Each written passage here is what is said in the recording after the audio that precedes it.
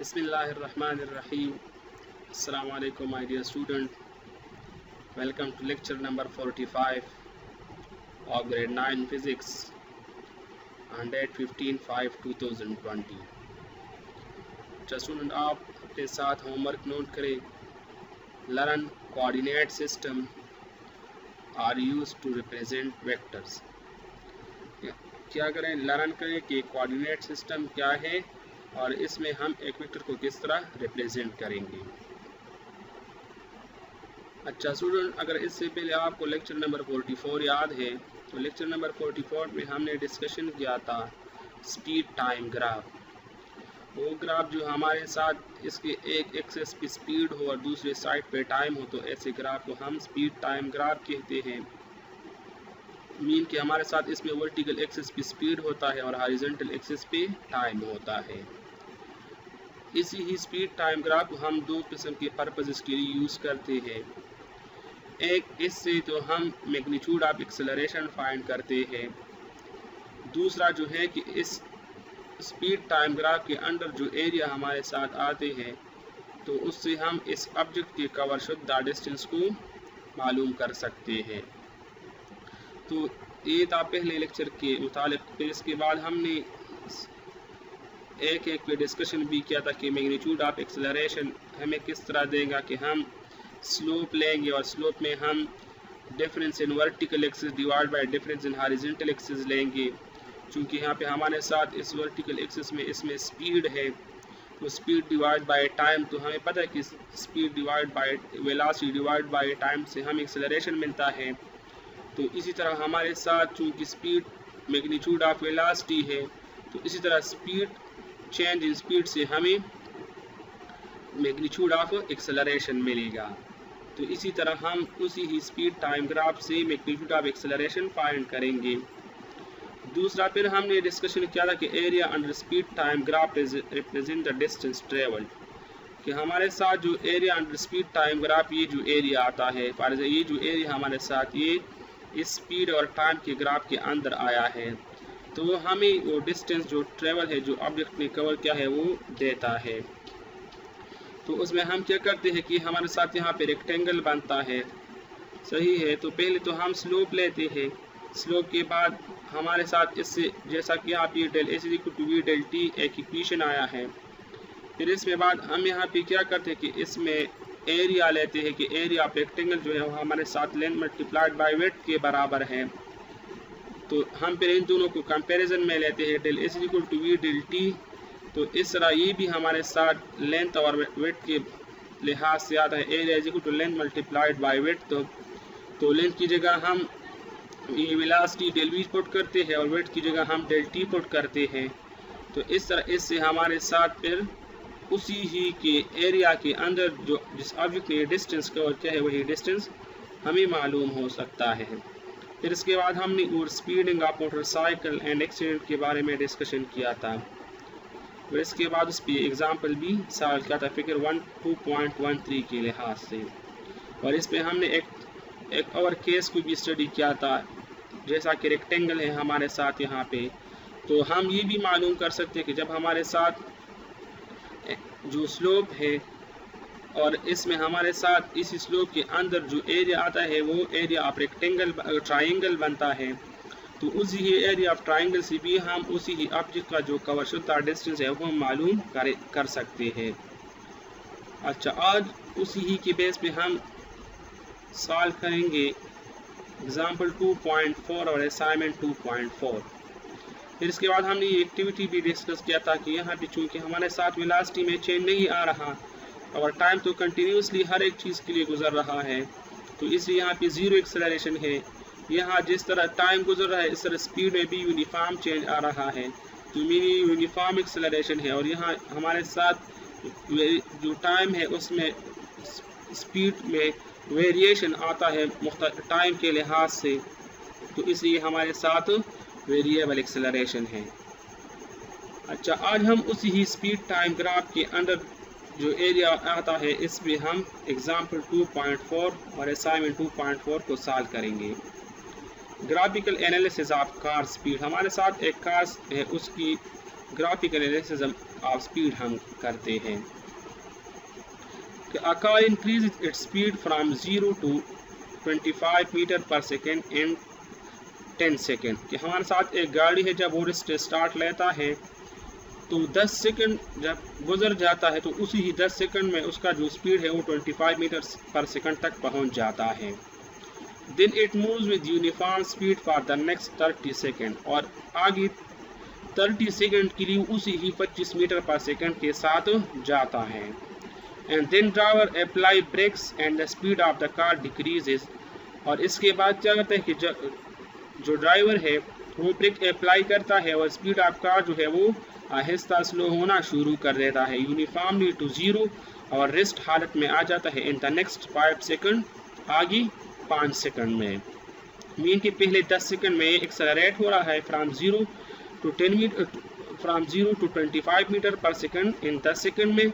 फिर 30 सेकंड के लिए वही गाड़ी जो है वो 25 मीटर पर सेकंड में यूनिफॉर्म स्पीड के साथ जाता है, और फिर इसके बाद जो आगे नेक्स्ट 5 सेकंड आता है उसमें वो डिक्सेलरेट हो रहा है, मीन कि इसकी जो एक्सेलरेशन है वो कम होती जा रही है, और फाइनली वो रेस्ट फॉर्म में आ जाता है। This graph is plotted for the journey, use this graph to calculate. ये जो ग्राफ उन्होंने ड्रा किया है उसी ही जर्नी के मुताबिक उन्होंने ड्रा किया है। तो आप क्या करें, कैलकुलेट क्या करें magnitude of acceleration. Magnitude of acceleration calculate कर इन फर्स्ट 10 सेकंड, जो पहले 10 सेकंड गुजर गए यहाँ से यहाँ तक जो 10 सेकंड गुजर गए, इसी में एक्सेलरेशन कैलकुलेट करें। दूसरी के from 10 second to 40 second, mean कि यहाँ से जो 10 सेकंड से 40 सेकंड तक उसकी जो जर्नी है यहाँ ई से लेकर डी तक, तो इसमें आप क्या करें एक्सेलरेशन कैलकुलेट करें इन लास्ट 5 सेकंड, और आगे जो 5 सेकंड है डी से सी तक, डी से सी की यहाँ तक, इसमें जो 5 सेकंड है ना, तो इसके दरमियान आप मैग्नीट्यूड ऑफ एक्सेलरेशन कैलकुलेट करें। बी पार्ट में क्या मांगता है, टोटल डिस्टेंस कवर्ड, जो डिस्टेंस उस ऑब्जेक्ट में कवर किया है वही मालूम करें। सी में क्या है कि average speed for the car whole journey, और स्पीड कार की जो स्पीड है average speed for this whole journey वो कैलकुलेट करें। तो ए पार्ट में हम क्या करेंगे कि पहले हम स्लोप से लेंगे कि the slope of the graph will give magnitude of acceleration, क्योंकि हमें तो पता है कि स्पीड टाइम ग्राफ का जो स्लोप है वो हमें एक्सेलरेशन देता है। तो slope is equal to change in vertical axis divide by change in horizontal axis, तो del v by del t, क्योंकि वर्टिकल पे हमारे साथ स्पीड है और हॉरिजॉन्टल पे टाइम है, तो डेल वी हमारे साथ बराबर है वी एफ माइनस वी आई की, और डेल टी हमारे साथ बराबर है T F minus T I की, और इससे हमें मैग्नीट्यूड ऑफ एक्सेलरेशन मिल जाता है। अब हम उसी ही पार्ट ए में हम पार्ट 1 को सॉल्व करते हैं कि फॉर फर्स्ट 10 सेकंड, ये जो पहले 10 सेकंड है यहाँ से यहाँ तक सही है, तो उसमें उन्होंने जो स्पीड बढ़ाया है वो 25 मीटर पर सेकंड तक पहुँच गया है। तो यहाँ पे मेरे साथ इनिशियल टाइम भी ज़रूरी है और इनिशियल स्पीड भी 0 है। फाइनल टाइम उसी ही फर्स्ट 10 सेकंड के लिए 10 सेकंड है, और फाइनल स्पीड जो है वो 25 मीटर पर सेकंड है। तो उसी ही में हम वैल्यूज पुट करेंगे। ओ ए लाइन रिप्रेजेंट द स्लोप, यहाँ ये जो ओ ए लाइन है, ये लाइन ये हमारे साथ उसी ही का स्लोप रिप्रेजेंट करता है। इस लिहाज से हमारे साथ इस वर्टिकल में भी चेंज आ गया है और हॉरिजॉन्टल में भी चेंज आ गया है। तो अब हम इसमें वैल्यूज पुट करेंगे कि magnitude of acceleration A is equal to 25 metre पर सेकेंड माइनस 0 मीटर पर सेकेंड, क्योंकि यहाँ पे मेरे साथ इनिशियली ऑब्जेक्ट रेस्ट में था, तो इसलिए उसका जो इनिशियल स्पीड है वो 0 हो जाएगी और फाइनली वो 25 मीटर पर सेकेंड के साथ फिर चल रहा है। इसके लिए जो इनिशियल टाइम है, क्योंकि वो रेस्ट में है, तो इसी वजह से उसका जो इनिशियल टाइम था वो 0 था और फाइनल टाइम 10 सेकेंड। तो अब हम क्या करें कि 0 तो इसका कोई असर नहीं होता, तो इससे हमारे साथ 25 मीटर पर सेकेंड डिवाइड बाय 10 सेकेंड आ जाएगा। तो इस तरह इसकी जो आंसर हमारे साथ यहाँ पे आ जाएगी 2.5 मीटर पर सेकेंड स्क्वायर। तो ये पहले 10 सेकंड के लिए जो मैग्नीट्यूड ऑफ एक्सेलरेशन है वो हमारे साथ आगे की वो पहले 10 सेकंड में वो 2.5 मीटर पर सेकंड स्क्वायर के साथ एक्सेलरेट हो रहा है। अच्छा, 2 नंबर में क्या है कि from 10 second to 40 second the slope is represented by line A B. तो यहाँ पे अगर आप देखिए ये लाइन ए बी हमारे साथ from 10 second to 40 second mean कि नेक्स्ट 30 सेकंड के लिए, यहाँ से 10, 20 और 30, उसी के लिए हमारे साथ जो स्लोप लाइन है वो क्या है, ए बी है। तो यहाँ पे अगर आप देखिए कि मेरे साथ इनिशियल स्पीड भी 25 है और फाइनल स्पीड भी 25 है। इनिशियल और फाइनल स्पीड दोनों क्या है, बराबर है।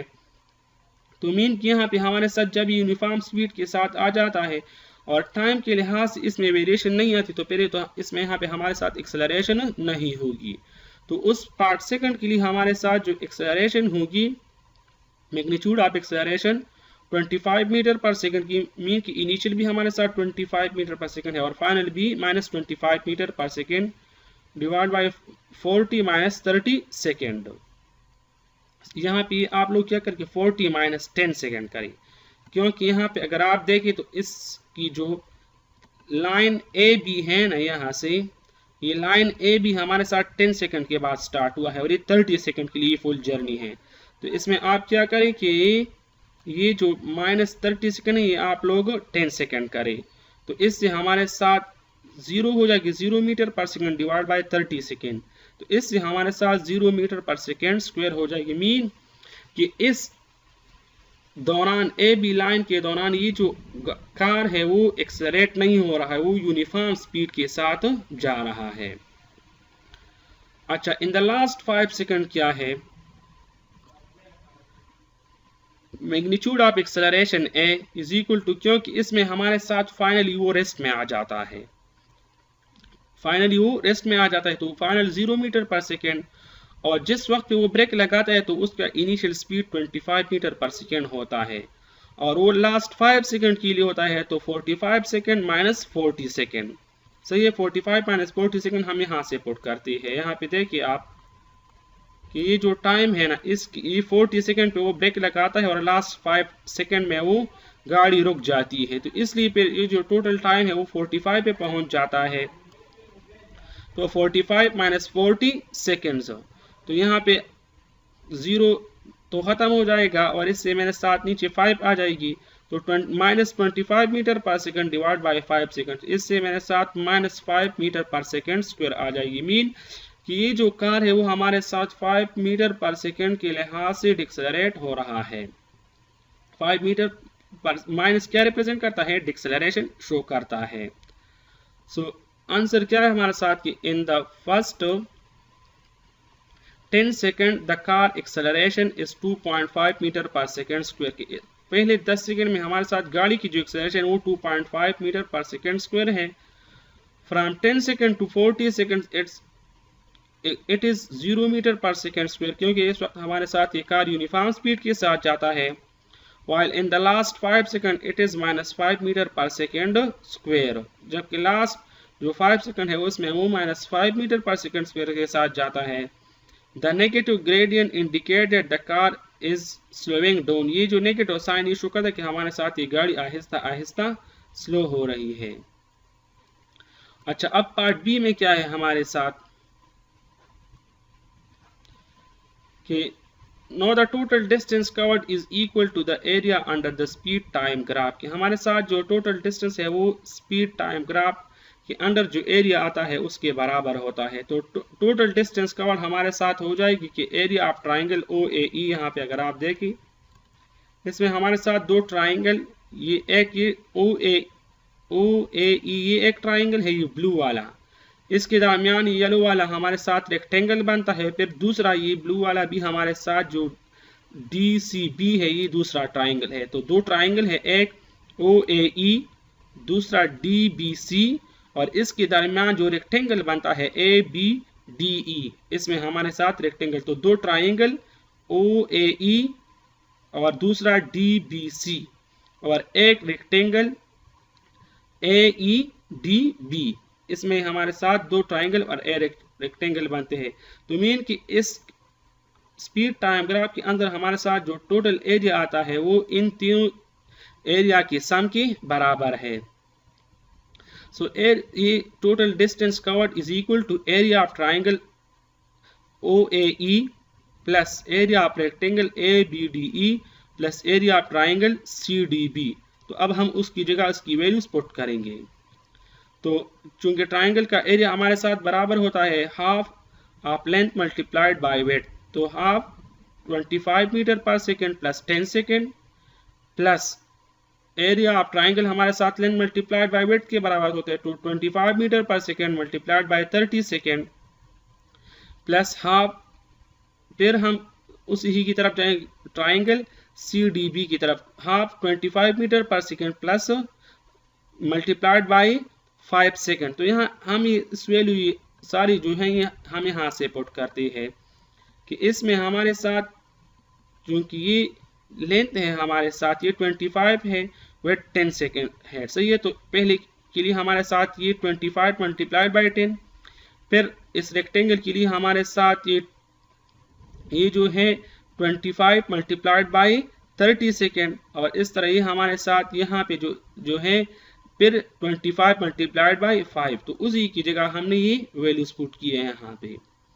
तो इससे हमारे साथ आ जाएगी कि 25 मल्टीप्लाइड बाय 10, तो इससे 250, और जब हम इसको 2 पे डिवाइड करेंगे तो उससे 150 मीटर प्लस इससे हमारे साथ 750 मीटर और इससे हमारे साथ 62.5 मीटर आ जाएगी। तो मेन कि यहाँ जो ऑब्जेक्ट है वो जो डिस्टेंस टोटल कवर करता है वो 937.5 मीटर कवर करता है। So the total distance covered by a car is 937.5 metre. अब सी पार्ट में क्या है कि now the average speed can be calculated when the distance is divided by total time. अब हम सी में हमसे एवरेज स्पीड मांगा गया है, तो एवरेज स्पीड का हमें पता है कि the total distance covered by the total time. तो टोटल डिस्टेंस को तो हमने मालूम किया कि वो 937.5 मीटर है और टोटल टाइम भी हमारे साथ 45 सेकेंड है। तो v is equal to total distance divide by total time, तो हम इसकी जगह वैल्यू पुट करेंगे 937.5 मीटर डिवाइड बाय 45 सेकेंड।